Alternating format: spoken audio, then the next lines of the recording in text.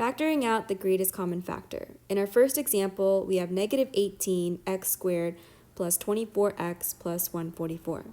Step 1 is to make a factor tree for each term.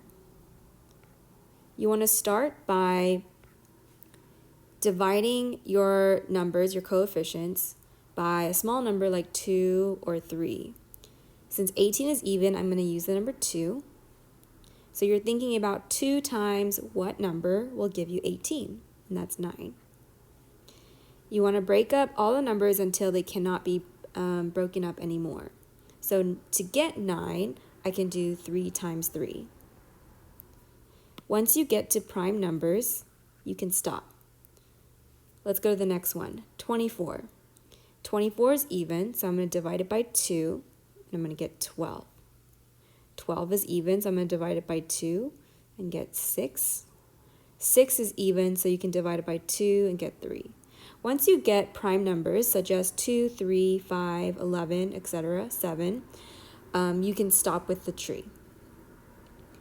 Last one, 144, is also even. Divide it by 2, and you're going to get 72.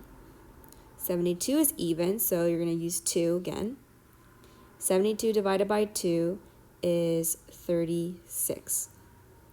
36 is even, so divide it by 2, you're going to get 18. 18 is even, divided by 2, you get 9, and then 9 can be broken up into 3 times 3. Once you get all 2s and 3s, or all prime numbers, you can stop with the tree. Okay, the second step is to circle the common factors. So between 18, 24, and 144, they all have 2. 18 only has 1, 2, so I'm only circling 1 for each term. Another factor that they have in common is 3.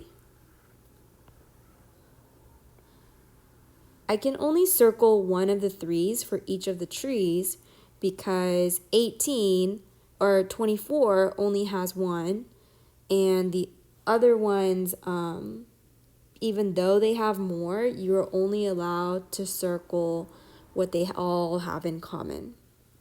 Okay, so since 2 and 3 are the only ones they have in common, you're going to multiply them together. This is the third step to get the GCF.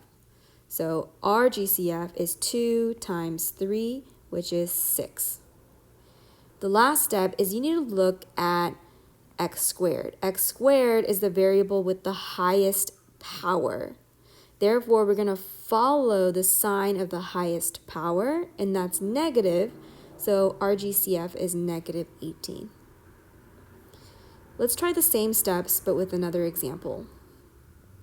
So our second example is negative 13g squared plus 26g cubed minus 4g, and we're going to start by making a factor tree for each of the coefficients.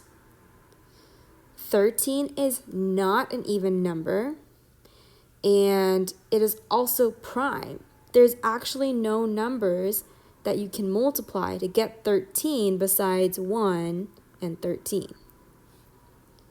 26. 26 is an even number, so we're going to divide it by 2, and you're going to get 13. Once again, we see 13. Okay, that could be a common factor. Let's try 4. 4 is an even number, so we're going to use 2, and 2 times 2 will give you 4. Unfortunately, there is no common factor amongst all 3 of the terms. 13 is common between the first 2, but it's not common with the 4. So none of the numbers are common. But if you notice, I highlighted all the g's in orange. Let's break up the g's. So g squared, we're going to break up into g times g. For g cubed, I'm just going to draw an arrow because that means there's 3 g's multiplied. And then for 4, there's just going to be 1 g. So now I can go to step 2 because I do see the common factor. All of them have at most 1 g. Therefore, our GCF is g. Even though it's not a number, a variable can also be a GCF.